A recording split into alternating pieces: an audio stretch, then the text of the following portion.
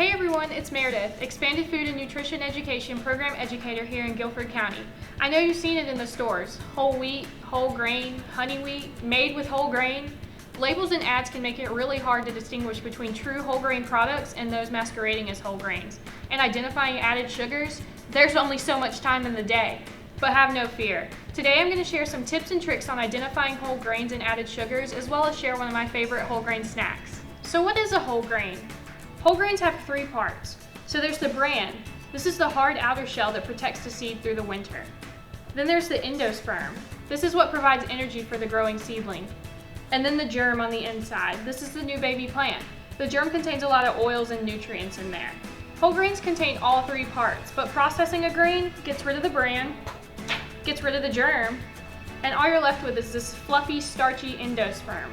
A lot of grains you'll see will say enriched in the ingredients. That means the processors tried to add back the nutrients that were taken out by getting rid of the bran and the germ. The only way to tell if a product is truly a whole grain product is to check the ingredients list. You're going to want to see a whole grain listed first in the ingredients. So you're going to look for whole wheat flour, whole corn, brown rice, whole grain oats. Looking for the word whole in the first ingredient is a great clue. My Plate recommends that we make at least half of our grains whole, and using this nutrition detective work is a great way to make these simple switches. So look for whole wheat pasta over white pasta, or choose whole wheat bread over white bread.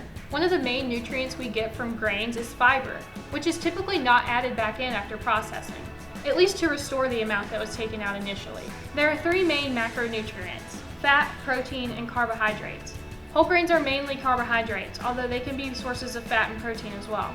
Carbohydrates can be simple or complex. Simple carbohydrates are broken down quickly in the body.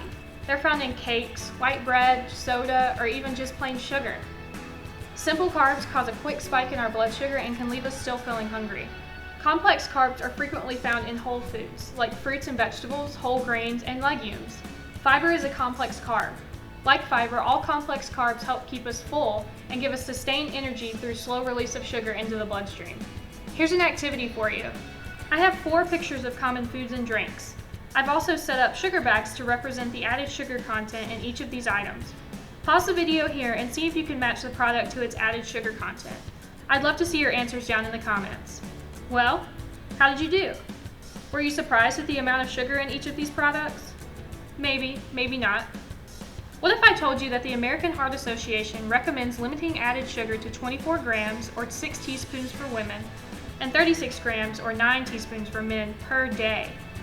Many of these products exceed that recommendation in 1 or 2 servings. Now that is shocking. So how are we supposed to know if there's added sugar in our foods and drinks?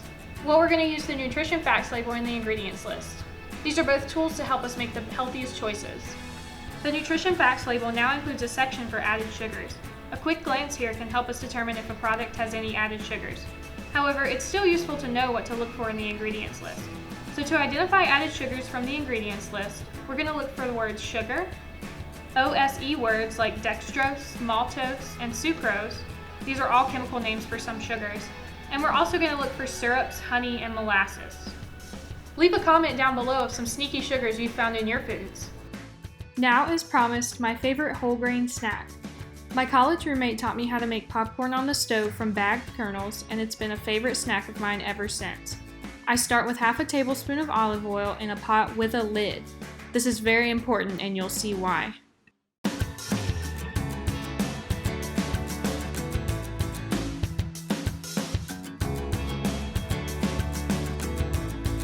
Once the oil is heated, I add 2 tablespoons of popcorn kernels, cover, and shake the pot to coat the kernels.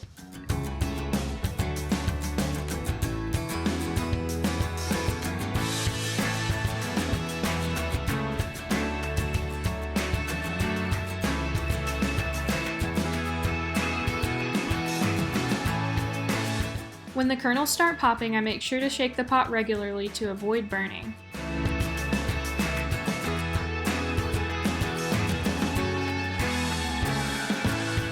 Once the popcorn is completely popped, I'll transfer it to a bowl, and then the real fun can begin. Whatever flavor combination you like is yours to enjoy on your popcorn. One of my favorites is Parmesan cheese and Italian seasoning. Some others include chili powder, everything bagel seasoning, or sometimes just a little salt. I'll use a little cooking spray to get the seasonings to stick, then I'll toss and enjoy. What's your favorite whole grain snack? Let me know down in the comments below. If you'd like to learn more about FNET, please contact your local extension center. I'll put that link down there as well. I challenge you to use your new nutrition detective skills to identify whole grains and added sugars. We'd love to hear from you over the next week. Happy Friday!